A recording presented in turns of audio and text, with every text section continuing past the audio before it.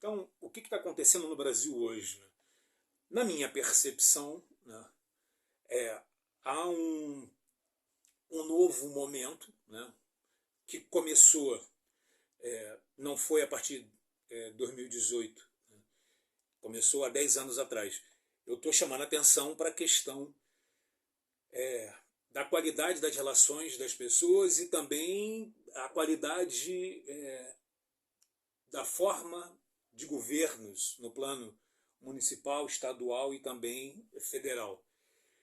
Eu estou chamando a atenção sobre a relação que existe entre direitos, né, e a política. Enfim, o Brasil ele está experimentando, muito provavelmente, uma experiência já vivida na Europa no século XX, no início do século XX, na primeira metade do século XX, onde, no momento em que alguns países europeus, após crises econômicas e também, portanto, crises da tessitura social, né, das próprias relações, dos próprios movimentos internos da sociedade, fez com que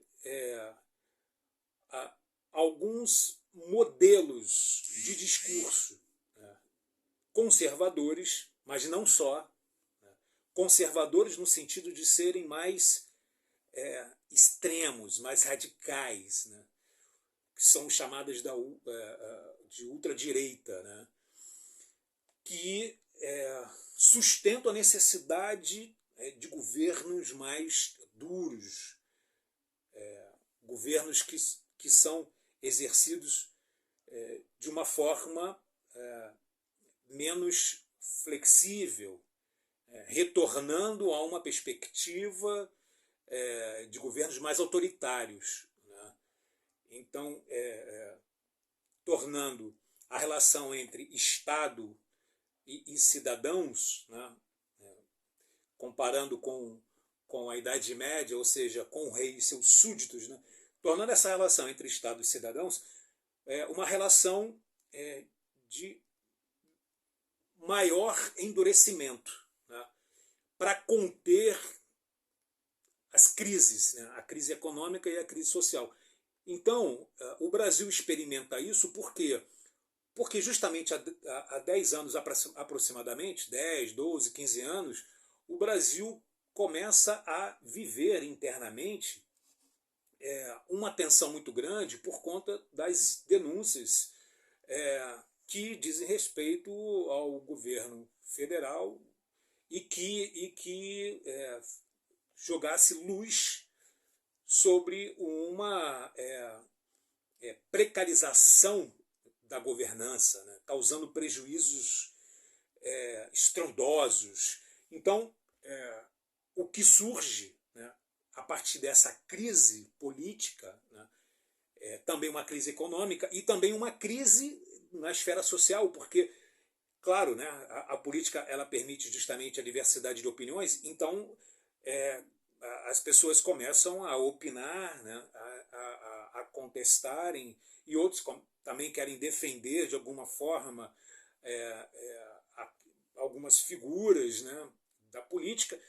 E aí nós temos as eleições de 2018, então surge esse perfil, né, da extrema-direita, de um discurso radical, pessoas que têm um perfil também muito vinculado a esse comportamento de ser mais negacionista aos direitos individuais, de não estar muito preocupado com esse progressismo e ampliação dos direitos, a questão das igualdades.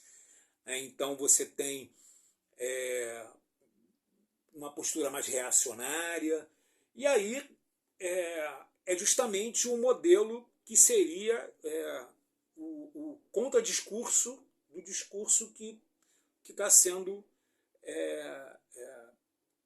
atacado, que é o discurso de quem estava no governo, sustentando a ampliação da democracia, das igualdades de direitos, da justiça social. E aí tem um contradiscurso E esse contradiscurso ele vem na figura, né, maior do candidato à presidência da República e também candidatos na esfera estadual e também na esfera municipal. Então, aquela chamada onda, né, a onda desse perfil de ultradireita, e o que nós estamos vivendo hoje, né, é justamente essa concepção de que existe um ambiente, né, que está altamente contaminado, né, esse ambiente social altamente contaminado com esse discurso contra as liberdades, contra o progressismo no plano dos direitos individuais, a necessidade de ter empatia, de reconhecer os direitos dos outros, das diversidades.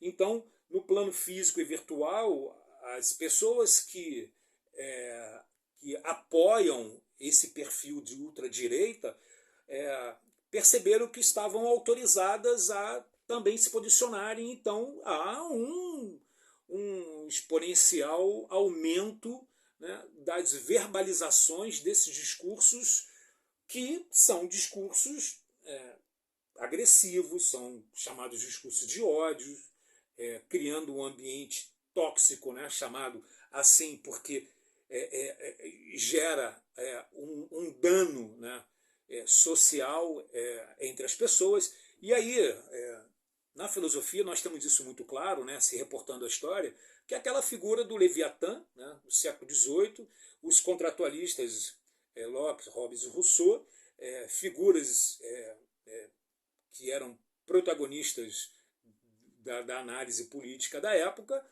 sustentavam a necessidade de regras, né? E essas regras deveriam garantir o direito à vida, direitos individuais que estavam sempre sendo atacados, né, desrespeitados, né? Não só por uma questão de exercício de poder, né, do soberano, mas também porque o outro diferente pela cor da pele ou porque era diferente na questão das posses, né, da riqueza, era o pobre. Então, essas pessoas se sentiam no direito de desqualificar o outro, então sempre houve a negação dos direitos individuais, né? Aquele pequeno grupo se sentia superior, né, privilegiados, e os outros que estavam naquela pirâmide social que estavam abaixo não eram reconhecidos como sujeitos de direito, pessoas detentoras de direitos, direito à vida, direito à dignidade, direito à honra. Isso muda no século XVIII, né, após as revoluções que acontecem, né, na França e também nos Estados Unidos, né, a Revolução Francesa, também a Revolução das 13 Colônias nos Estados Unidos, em que vão pleitear uma mudança de paradigma, né, novos princípios, novas regras que vão garantir direitos. E o que ocorre hoje é justamente, no século XXI, é que alguns países na Europa e também nos Estados Unidos também vivem essa experiência, assim como no Brasil, o ressurgimento desse perfil autoritário ultraconservador. Então, é a ascensão da extrema-direita, do ultraconservadorismo, que possibilitou pessoas a se sentirem autorizadas a ultrapassar o limite de manifestarem opiniões políticas para atacar, ofender as outras pessoas que no passado eram atacadas porque havia uma relação de total desrespeito, né, aos direitos individuais. Mas as sociedades hoje elas estão organizadas por meio de regras que garantem esses direitos. E aí o que nós temos, né, no Brasil, por exemplo, é esse Leviatã que se intitula a própria lei, que não concorda com o reconhecimento desses direitos, que tem uma atitude de ataque contra as pessoas que sempre foram vítimas de uma cultura violenta, né, machista, homofóbica, e, portanto, é preciso mudar esse paradigma de novo, porque nós estamos, de fato, no Brasil, né, vivendo uma crise, né, política e social em decorrência desse perfil que ascendeu o poder e, portanto, cabe agora reformular esse ambiente por meio de uma nova era que precisa retomar a concepção de garantia de direitos, promoção dos direitos individuais, o exercício da empatia, né, o exercício do direito do outro.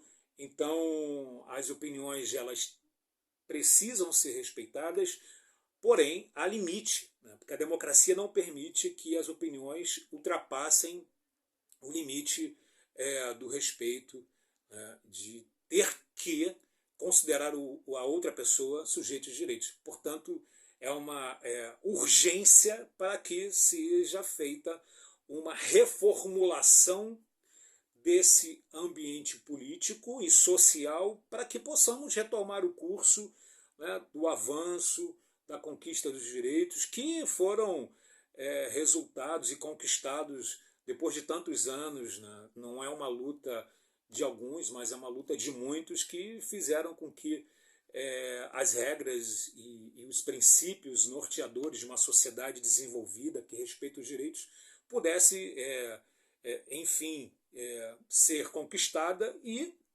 houve o perecimento por conta desse momento e que isso precisa de fato ser alterado. Né? Essa é a grande questão hoje. Né?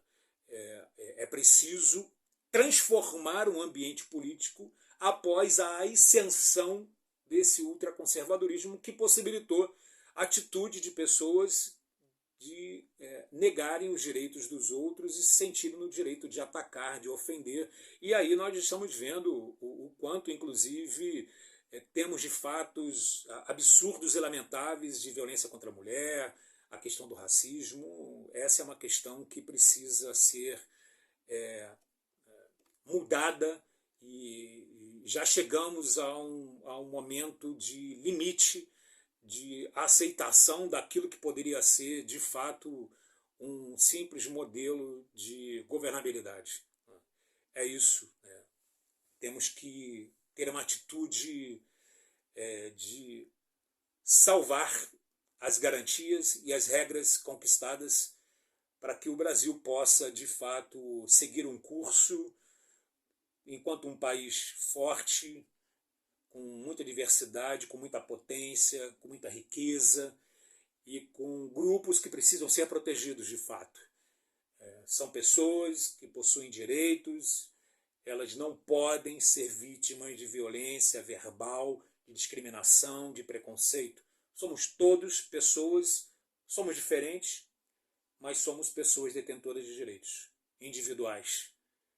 E não podemos abrir mão desta conquista. É isso.